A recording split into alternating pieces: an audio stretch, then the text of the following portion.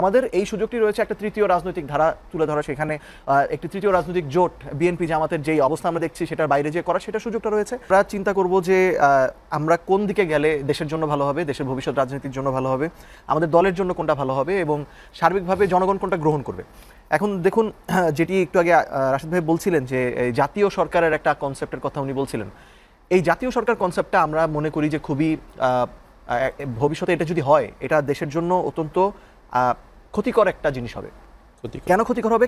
তার কারণ হচ্ছে যে আমরা মনে করি গণতন্ত্রে একটা কার্যকর এবং শক্তিশালী বিরোধী দল থাকা খুব প্রয়োজন, এবং আওয়ামী লীগ যেটা করেছিল বেসিক্যালি আওয়ামী লীগ তার কোনো বিরোধী দল থাকতে দেয়নি, আওয়ামী লীগ গৃহপালিত বিরোধী দল রেখেছিল, যে কারণে আমরা দেখেছি যে দেশের গণতন্ত্রের কী অবস্থা সেটা আমরা সেই ফল এখনও আমরা ভোগ করছি। তো আমরা মনে করি যে আপনার এমনভাবেই আগামী নির্বাচনের পরে এমন একটা অবস্থা থাকা প্রয়োজন সেখানে সরকার দল থাকুক, সেটা জোট হোক বা একটা সিঙ্গেল দল হোক, কিন্তু তার পাশাপাশি একটা শক্তিশালী বিরোধী দল থাকা প্রয়োজন সংসদে, যারা সরকার দলের সমালোচনা করবে এবং সমালোচনা করার মাধ্যমে এই সরকারকে রাইট ট্র্যাকে রাখবে। দেখুন, আমরা দেখেছি ওই যে যদ্যপি আমার গুরুতে অধ্যাপক আব্দুর রাজ্জাকের কথা আমরা শুনেছি যে শেখ মুজিবুর রহমান তিনি স্টেটসম্যান হওয়ার সুযোগ হারিয়েছেন, যেটা হয়তো ভারতে জওহরলাল নেহরুরা হতে পেরেছিলেন, কারণ শেখ মুজিবুর রহমান কোনো বিরোধী দলের অস্তিত্ব রাখতে দিতে চাননি। একটি বিরোধী দল যেটি দাঁড়াতে চেষ্টা করছিল জাসদ, সেটার উপর প্রচুর পরিমাণে দমন নিষ্পেষণ চালানো হয়েছে।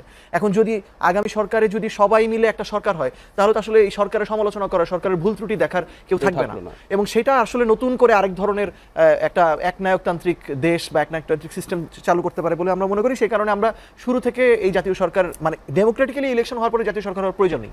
জাতীয় সরকার হলে ভালো হতো গত 5 আগস্টের গণঅভ্যুত্থানের পরে, যেটা রাশেদ ভাইরাও বলেন, যেটা আমরাও বলি, যে বিএনপি যদি তখন এই জাতীয় সরকারের প্রস্তাবটা গ্রহণ করতো, তাহলে ওভারঅল গত 1 বছরে যে হতাশা আমাদেরকে কিছুটা গ্রাস করেছে সেটা হয়তো হতো না, আর একটু স্ট্রং গভর্নমেন্ট থাকতো। এই জায়গাটায় যদি বলি যে আপনারা বললেন, আপনি বলছেন যে সব এটি নিয়ে, এই যে আপনি বলছেন যে সরকারের সমালোচনা করার সুযোগ থাকবে না, সেটি নিয়ে আমি বাবুল ভাইকে প্রশ্ন করবো এবং রাশেদ ভাইকে তো অলরেডি প্রশ্ন করে রেখেছি। আপনাকে যদি বলি, আপনারা বলছেন যে আপনাদের সকল রাস্তাই খোলা আছে, আপনার সকল রাস্তা খোলা আছে আপনাদের জন্য। প্রথমে একবার জনগণ হয়তো কেউ হয়তো মনে করেছিল যে জামাতের সাথে আপনাদের জোট হতে পারে, কিন্তু জামাতকে আপনারা সুচিন্তিত রাজনৈতিক প্রতারক সর্বশেষ বলেছেন। সেক্ষেত্রে এই প্রতারণার দায় নিতে হবে জামাতের সাথে গেলে। আপনারা যদি বিএনপির সাথে যান, বিএনপিকে আপনারা চাঁদাবাজ এই গত 1 বছর ধরে এইসব অভিযোগই করে আসছেন, তাহলে তো আপনাদের এই দায়ও আপনাদের সাথে যাবে, তাহলে আপনারা জোটে যাবেন কিভাবে? আমাদের তো আরেকটা অপশন খোলা আছে, সেটা হচ্ছে যে বিএনপি এবং জামাতের বাইরে যে যারা অন্যান্য দলগুলো রয়েছে, যদি রাশেদ ভাই রাজি হন, রাশেদ ভাইরাও ওই জোটে আসতে পারেন। তো এরকম যারা তৃতীয় একটি, রাশেদ ভাইরা জোটে আসবেন না, রাশেদ ভাইদের জোটে আপনারা যাবেন? এই প্রশ্নগুলো হচ্ছে এমন প্রশ্ন, যে প্রশ্ন হচ্ছে আপনি চাইলে রাশেদ ভাই আমার মধ্যে একটু খুনসুটি লাগিয়ে দাও, একটু খোঁচাখুচি লাগিয়ে দাও, উনি আর আমি দুইজন দুই দিক থেকে এগুলি একটা জোট হবে।